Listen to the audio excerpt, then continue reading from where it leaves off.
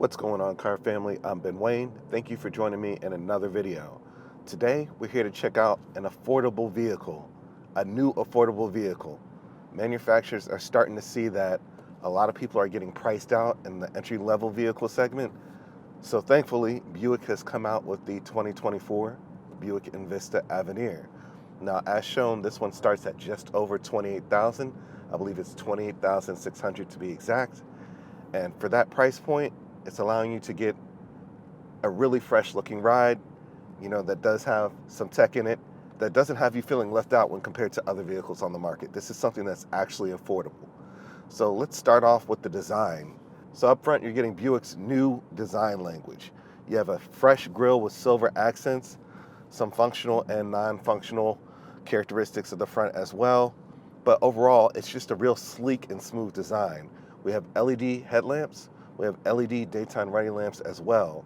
Underneath the hood, we have a 1.2 liter, 3-cylinder power plant giving you 137 horsepower and 162 pound-feet of torque. Now, it's connected to a 6-speed automatic transmission, so that's a traditional transmission as opposed to something like a CVT. So overall, it's a really nice package that you're getting for the price point. Now, I know the 162 pound-feet of torque number doesn't sound large, but for a vehicle of this size, it does have enough get up and go. So this is a turbocharged power plant, and it doesn't have you feeling like you're lacking in the acceleration department. So we'll go ahead and accelerate after we come to this stop here, just to give you guys a feel of that.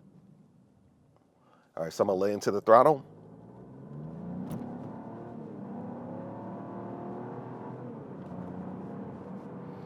So as you can see, the vehicle is really able to pick up. It feels light on its feet, which I do like about this car. Coming to the side profile, we do have body color side view mirrors, 19-inch wheels, which are exclusive to the Avenir trim. The Avenir is the top of the line trim of the Envista. Yeah, the acceleration in this vehicle is pretty impressive. Transmission shifts nice and smoothly as well. So your wheelbase on this vehicle is about 108 inches with a total length of around 182 inches. So that extended wheelbase is going to give you a nice smooth ride because it effectively lowers the vehicle's center of gravity. Makes you feel bumps and road imperfections a lot less when driving this vehicle. So it does feel nice. Now you do have a fully independent front and rear suspension on the Avenir model. Right, this is the top of the line model, so they threw as many features as they could. But remember, their goal was to keep the price point as low as they could when it came to this model. One thing you'll notice about the side profile is the coupified roof line. So it provides a really nice sporty aesthetic to the vehicle, traditional up front, and then swoops down to the rear. Now, speaking of the rear, we do have LED tail lamps, but I did notice that there are incandescent bulbs used for your turning signals. I do wish we went full LED back there. You'll notice that there's a lot of badging on the rear hatch between the Envista, the Avenir, the new Buick logo. Open up that rear hatch, you're looking at about 20 cubic feet of storage. If you want to increase that storage capability, you have to drop the second row from the second row. You can't drop the second row from the back, but that will take it up to around 42 cubic feet of storage. So you do have that practicality and usability that you would expect in a small SUV like this one. Coming over to the interior, I think the centerpiece is this display system. So we have an 8-inch instrument cluster and then an 11-inch infotainment display. You'll see we have the wireless Apple CarPlay going there. I did notice there's a lot of unused gloss black around each display. I kind of wish that was either filled in or minimized in some way, shape, or form. But overall, it does respond really well. And I do like the fact that you're getting tech in this vehicle at a really affordable price point. There's some vehicles out there at this price point where you still have to use a USB port to get the Apple CarPlay, which to me in 2024 is unacceptable. Buick is doing it wireless here. Coming lower, we do have a single zone air conditioning system. We have heated seats, wireless charging, a USB-A and Type-C port as well. And then coming further back, we do have 2 cup holders as well. The steering wheel is heated, wrapped in leather, feels good in your hands. The response to the steering it's really responsive. So Overall, you feel like you have a lot of control in this vehicle. The seats are fairly comfortable. There's an 8-way power adjustable seat for the driver. And again, they feature 3 levels of heating. Now, the door panels, they're covered in that hard touch injection molded plastic. I did notice that they do have this almost like a canvas effect, and one of the materials used on the door panels and the dash reminds me of like a coach bag or something like that. It almost feels like a canvas. So that does seem nice, provides some texture, some visual texture to the overall vehicle. Coming lower, we do have plenty of storage on the door, of course, controls for all 4 windows and your side view mirrors. You'll also notice we do have this huge traditional sunroof providing natural light into the cabin.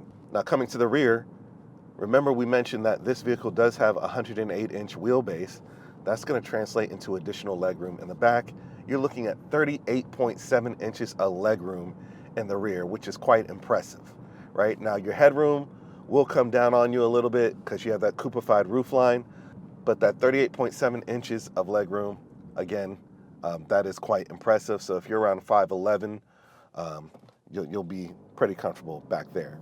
Now, I did notice that you do have USB ports back there as well, Type A and Type C, but you do not have any air conditioned ventilation back there. So that is, again, something, that's lacking. But again, the main priority of this vehicle is to offer something to the user which is relatively affordable, right? That is the goal of this vehicle, especially in a world where it feels like most vehicles are averaging around $50,000 in cost.